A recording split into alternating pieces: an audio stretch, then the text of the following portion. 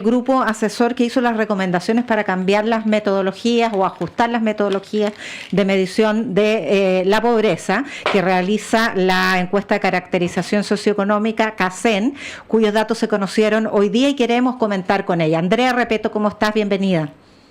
Hola, muy bien, mucho gusto estar acá. La verdad es que yo no estuve en esa comisión, pero la seguí de cerca, así que podemos comentar de todas maneras.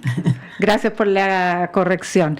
Pero son tus temas de expertise y por eso hemos solicitado tu comentario. Porque, bueno, hay dos mediciones, tanto la nueva, que baja según los datos adaptados de la de 2022, habría sido la nueva forma de medición con los ajustes de alquiler de 20,5, y esta vez con la nueva metodología también baja a 17,3. Y la pobreza, como se medía hasta el último año, baja de 6,5 a 4,9, lo que significa que 600.000 personas salieron de la pobreza. La primera pregunta, Andrea, es si esto responde a políticas públicas y a cuáles, porque se produce justo en el periodo de un gobierno. A ver, siempre los cambios, perdón. La tendencia larga en Chile, excepto para la pandemia, es que hemos recurrentemente reducido la pobreza, no importa cómo la midamos. Ha habido 3 mediciones distintas desde que tenemos la CACEN, distintos modos de medir. Hoy día tenemos una más exigente, cada vez nos hemos puesto más exigente porque tenemos un país más desarrollado y lo que significa tener una vida digna y modificándose a lo largo del tiempo. Siempre ha importado tanto las políticas sociales como que hayan hecho los gobiernos, como el crecimiento y las oportunidades de empleo que tienen las familias. Es muy difícil descomponer, hoy día todavía no tenemos los datos, están recién desagregados y hay que empezar a trabajarlos, pero por cierto que hay políticas que han facilitado la reducción de la pobreza en grupos específicos. Yo te diría que en los últimos años, desde parte de la política social, la PGU ha hecho una diferencia muy, muy importante entre los hogares que tienen adultos mayores. La verdad es que eso también viene desde el Pilar Solidario de Bachelet. Desde entonces los adultos mayores tienen tasas de pobreza más bajas que el resto.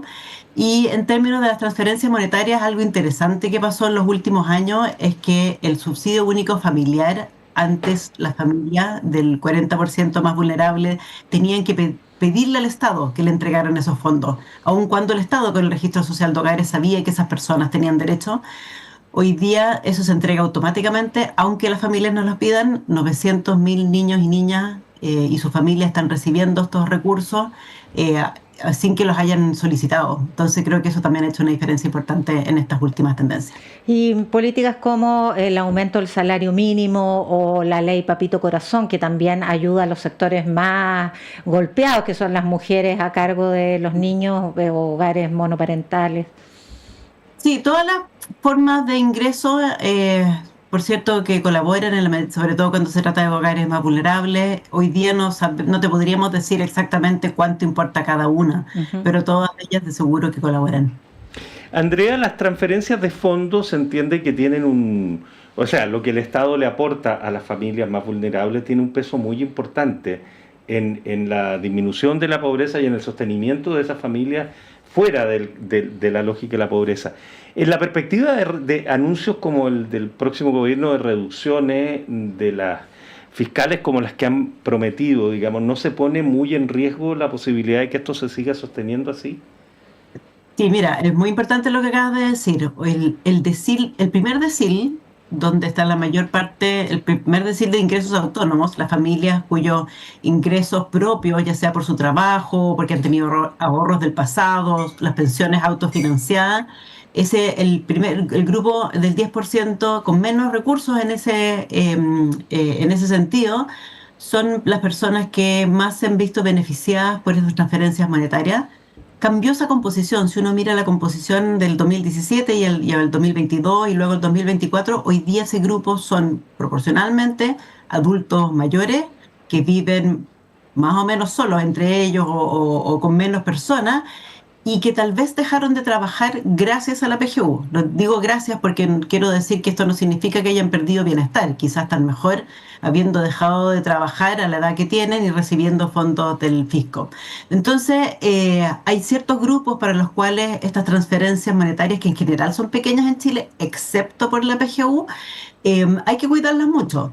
Cuando se hacen anuncios de recorte, aún no se han dicho cuáles recortes se van a hacer. Aquí hay algo que yo creo que hay dos partes que podrían ser un poquitito más informativas en ese sentido. DIPRES dice que del orden del 92% de los recursos fiscales no son llegar y cambiar. Hay que pasar por el Congreso al menos, ir a discutir un cambio de una ley. Eso significa que no habría ese espacio de los 6.000 millones de dólares de los cuales la nueva presidencia de alguna manera ha anunciado que quiere recortar. Pero tampoco han dicho dónde van a recortar. Entonces DIPRES no ha dicho cuáles son esos programas por qué no se pueden recortar esos programas, y tampoco ha sido muy claro el equipo del presidente electo en decir cuál. Entonces yo creo que aquí hay un espacio por una conversación, por un diálogo, para que nos expliquen mejor por qué hay tanta rigidez y por qué se cree que hay tanta flexibilidad al mismo tiempo, y dónde están esas dos cosas que no conversan muy bien con la información pública que existe hoy día.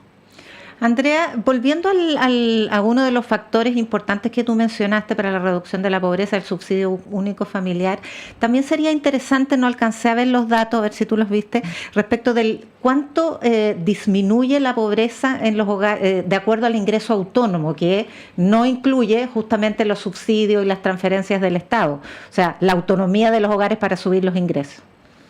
Sí, hoy día la mayor parte del grupo que está dentro de la pobreza, por lo que alcanzamos a ver de las presentaciones que ha hecho el gobierno, es un grupo cuyos ingresos autónomos se han reducido de manera drástica desde el 2017 en adelante, diría yo. Pero hay que tener mucho cuidado con las conclusiones que uno saca, porque no es el mismo grupo. El grupo que está, como les decía hace un rato atrás, de menores ingresos autónomos mutó. Ahora son familias en que hay adultos mayores proporcionalmente. Todavía no sabemos muy bien, pero que tal vez sea uno o dos adultos mayores que viven solos o que tienen un estudiante dependiente que vive con ellos y que dejaron de trabajar porque ahora existe la PGU, cosa que antes no podían hacer. Antes tenían que trabajar en lo que pudieran, pero hoy día existe la PGU que les da un poquito más de bienestar. Entonces, si uno mira los puros ingresos autónomos y se concentra en ese grupo, y uno mira la pura tabla y dice, aquí hay un problema muy grande, pero hay que ir a mirar con un poquito más de cuidado porque en realidad no son las mismas personas, no es la misma composición demográfica. En ese grupo hay hoy día mucho más adultos mayores que antes, y que no necesariamente es una mala noticia porque quizá han dejado de trabajar y eso es un mayor bienestar para ellos. Pedirles que trabajen a los 70, a los 80 años puede que haya sido excesivo en el pasado. Ahora, justamente mencionando lo de la PGU, no ha sido medido el aumento de la PGU de acuerdo a la última reforma previsional, pero uno podría pensar que la pobreza va a seguir bajando, entre otras cosas, por ese factor, ¿no? En la medida que sube la PGU. Sí, la reforma previsional debiese reducir la pobreza en varios aspectos en la tendencia, quizás en parte la próxima medición, pero se va a demorar un poquito más aún. Uno, porque la PGU aumenta, por cierto, como tú dices. Segundo, porque vienen más beneficios, los beneficios por años cotizados, equiparar la situación de las mujeres al minuto de jubilarse, reconociendo su diferencia en la longevidad. Y luego también van a empezar a hacer algún efecto, en algún plazo, la mayor cotización previsional, porque parte de los ingresos autónomos que tienen estos grupos de adultos mayores son justamente los ingresos de las pensiones que ellos mismos han podido acumular a lo largo del tiempo. Ahora, si se asocia la reducción de la pobreza de modo tan causal al crecimiento económico, ¿cómo se explica la reducción con un crecimiento tendencial que ha sido bastante mediocre? Es que yo creo que aquí son distintos componentes. Uno no puede depender solamente del crecimiento económico y tampoco puede depender solamente de las transferencias que puede hacer el Estado. Uno necesita una combinación de ambos. Y claro, cuando el crecimiento es más lento, el crecimiento aporta menos porque hay menos oportunidades de empleo, porque los salarios crecen más lento. Y por lo tanto uno necesita que el Estado colabore, sobre todo en las personas que tienen más dificultades, por los motivos que sean. Muchas veces son problemas contextuales, por discriminación, por menores calificaciones, por vivir en un territorio más alejado, que tengan más dificultades para generar sus propios ingresos, o porque han sufrido unas circunstancias adversas, unos problemas de salud, una discapacidad, una pérdida del empleo, y todo aquello también impacta. Entonces, siempre necesitamos una combinación. Uno quisiera que las familias, las comunidades, los territorios pudiesen tener las capacidades y las oportunidades para desplegar sus propias habilidades y llevar adelante sus propios proyectos de vida. De hecho, por eso estamos preocupados de la pobreza, por las personas y la pobreza multidimensional, las personas que no tienen esas posibilidades de hacer aquello. Pero no podemos dejarlos solos tampoco en ese sentido. O sea, necesitamos que el Estado y la sociedad como un todo ponga pisos. Hay mínimos de dignidad que tenemos que cuidar, y por lo tanto siempre tenemos que pensar en ambas cosas. Andrea, cuando se habla de pobreza multidimensional, que es lo que empieza a medir este sistema que cambia, digamos, si fuera por el sistema antiguo estaríamos en el orden. No, ya se medía la multidisciplinaridad, lo que se cambia es el factor alquiler. Sí, sí, a lo que iba, que si estuviéramos con el sistema anterior estaríamos en 4%, 4 y algo, y este sistema te pone un 17,3%. Es mucho más exigente. ¿Qué elementos diferenciadores tiene con el anterior sistema que lo hacen más exigente y una medición más exhaustiva, y parece ser una mejor medición en términos de los datos y las pistas que te da para mejores políticas en el futuro? Sí, yo estoy muy de acuerdo con eso, con lo que acabas de decir, sobre todo porque teníamos una medida que era muy poco exigente.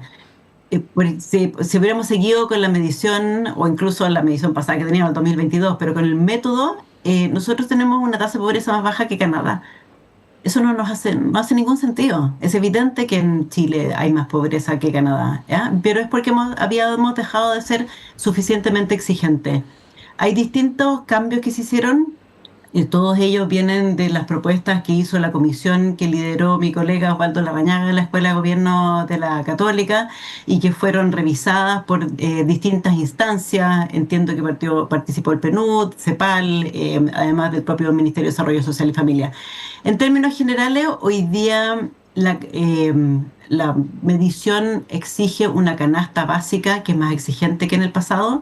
Antes todo estaba hecho sobre la base de la posibilidad de consumir un cierto número de calorías. Hoy día eso son calorías, hay una exigencia de calorías saludables. No da lo mismo que lo que tú consumas. Y las calorías saludables son más caras que la caloría sin adjetivo. También hoy día se reconoce que los ingresos implícitos que se calculaban por las personas que son dueños de su casa, lo que se llama el arriendo imputado, si uno vive en la casa propia, se agregaba un ingreso que uno habría tenido o lo que uno estaba ahorrando por vivir en la casa propia y no tener que pagar un arriendo. Y eso se consideraba como parte de los ingresos. Eso se dejó de hacer porque no son fondos con los que las familias cuenten. De hecho, hoy día tenemos un problema de acceso a la vivienda que es bien relevante. Y lo que se hizo, se cambió entonces por tener dos líneas de la pobreza. Una línea para las familias que necesitan arrendar, que necesitan pagar por una vivienda, y es distinta de las que tienen una familia que vive en su vivienda propia y que por lo menos al menos tiene un techo. Entonces hay un conjunto de cambios que hacen más exigente la medición hoy día, que a mí me hace mucho sentido. Como les decía recién, es raro pensar que tengamos una tasa de pobreza por ingreso menos que la que tiene Canadá. Nosotros no tenemos el estándar de vida de ellos, y sobre todo tenemos un porcentaje de la población que no está en esas condiciones, y esto es un reconocimiento de aquello. Pero no hay estándares parejos para medir la pobreza y poder compararla como en los rankings internacionales, etcétera. O sea, ¿no hay una medición específica para la comparación? No, mira, cada un país tiene su propia medición, hay como distintos modos, hay su modo oficial, quiero decir.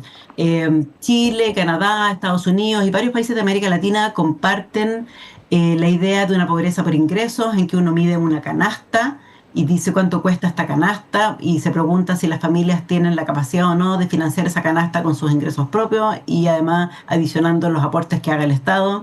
Luego hay un conjunto de países, esto es mucho más de Europa, en que tiene una medición que es relativa. miran la distribución de ingresos y se preguntan cuántas personas están por debajo del 40% de la mediana, por ejemplo, por decir alguna, hay modalidades distintas. Entonces es una pobreza relativa. No es no alcanzar a comprar una cierta canasta, es estar muy lejos de otros.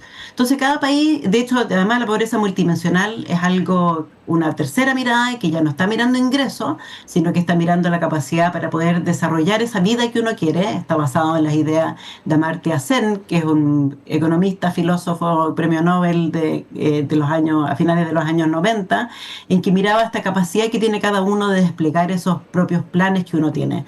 Entonces, si uno tiene carencias en ingresos, si uno es discriminado, si uno tiene problemas de salud y no tiene atención oportuna, si tiene un trabajo que es informal, si tiene problemas de vivienda, si hay inseguridad en tu barrio, entonces tienes más dificultad para poder desplegarte.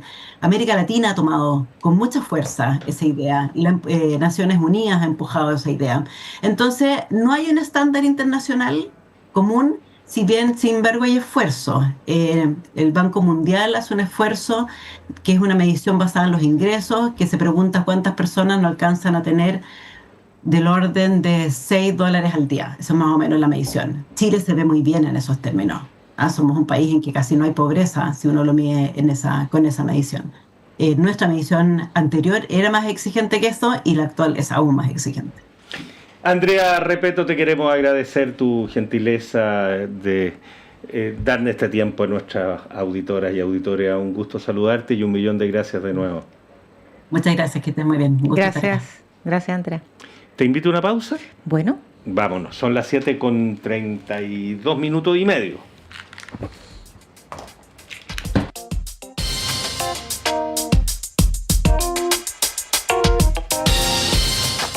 La clase de marketing digital de hoy tendrá por tema identidad en Internet. Cómo agregarle valor a tus contenidos en redes sociales. Yes. ¿Sabían ustedes que sus perfiles en redes sociales no son suyos? No. No, porque la red social solo se los presta y si se van de ella, el contenido se pierde. Sí. Entonces, la idea es que su perfil siempre lo complementen con una dirección